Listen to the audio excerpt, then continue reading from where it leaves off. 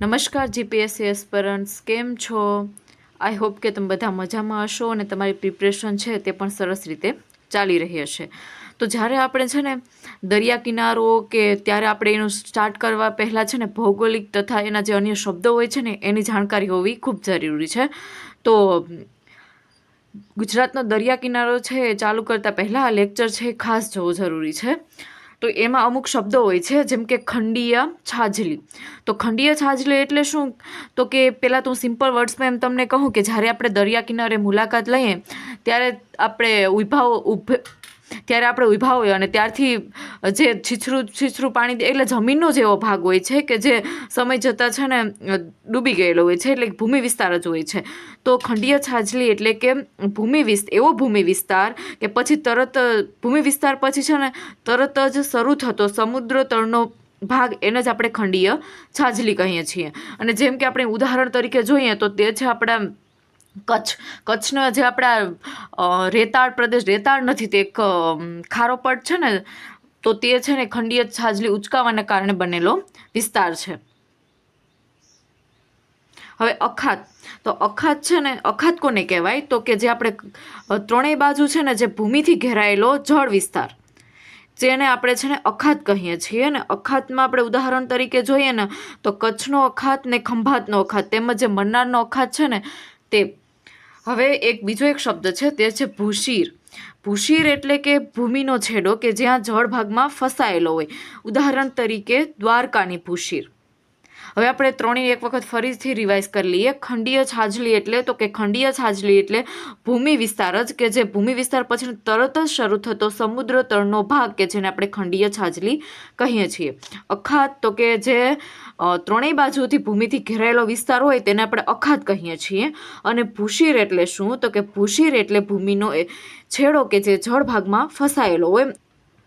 હવે જોવાનું છે સમુદ્રધુની. તો સમુદ્રધુની એટલે કે બે જળ વિસ્તારો હોય છે તેને જોડતી સાંકડી પટ્ટી, એને આપણે સામુદ્રધુની કહીએ છીએ. અને કે જે ભારત અને શ્રીલંકાની વચ્ચે આવેલી છે તે પાકની સામુદ્રધુની. હવે દ્વીપકલ્પ. તો દ્વીપકલ્પ એટલે કે જે ભૂમિ ભાગની ત્રણેય બાજુ સમુદ્ર હોય અને એક બાજુ જમીન વિસ્તાર હોય તો તેને આપણે દ્વીપકલ્પ કહીએ છીએ. આ વિસ્તાર કે જેને આપણે દ્વીપકલ્પ કહેવામાં આવે છે. ટાપુ, બેટ, જે ચારે બાજુ પાણીથી ઘેરાયેલો જમીનનો ભાગ હોય ને આપણે ટાપુ કહીએ છીએ. લેન્ડલોક કે ચારે બાજુ જમીનથી ઘેરાયેલો જમીનનો જ ભાગ. બીચ તો કે સપાટ અને રેતાળ અને જે રમણીય દરિયા કિનારો એને આપણે બીચ કહીએ છીએ. પોર્ટ તો કે જ્યાં જહાજને લોડ અને અનલોડ કરવામાં આવે ને તે પોર્ટ કહેવાય છે. હાર્બર કે જે ખરાબ મોસમથી બચવા માટે જહાજને બાંધી રખાય ને તે હાર્બર. ને ડોકયાર્ડ તો કે જે જગ્યા ઉપર જહાજોનું સમારકામ કરવામાં આવે છે ને તેને ડોકયાર્ડ કહેવાય છે.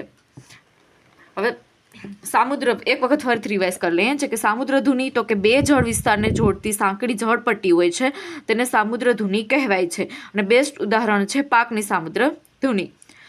અને દ્વીપકલ્પ કે જે ભૂમિનો ત્રણેય બાજુ છે સમુદ્ર હોય છે, એક બાજુ જમીન વિસ્તાર હોય છે, તેને આપણે દ્વીપકલ્પ કહીએ છીએ. ટાપુ તો કે ચારેય બાજુ પાણીથી ઘેરાયેલો જમીનનો ભાગ. લેન્ડલોક તો કે ચારેય બાજુ છે ને જમીનથી ઘેરાયેલો જમીનનો જ ભાગ. બીચ કે જેને સપાટ અને રેતાળ જે રમણીય દરિયા કિનારો હોય છે ને તેને આપણે બીચ તરીકે જોઈએ છીએ, જેમ કે શિવરાજપુર બીચ ને છે ને તેમ. આઈ હોપ કે હું એવી આશા રાખીશ કે તમને મેં જે આ શબ્દોનું જે કહ્યું છે તમને સમજાઈ જાય. અને વધારે પડતો છે એક્ઝામ, જો કે શરૂઆત કરતાં પહેલાં છે ઘણા સમજાવે છે પણ છતાં પણ આપણે સમજમાં ન આવે તો ઉદાહરણ તરીકે મેં ઉદાહરણ સહિત તમને સમજાવેલા છે એટલે તમે સમજી શકશો. અહીંયા સુધી રાખીએ. હવે નેક્સ્ટ લેક્ચરમાં મળીએ. જય હિન્દ, જય ભારત.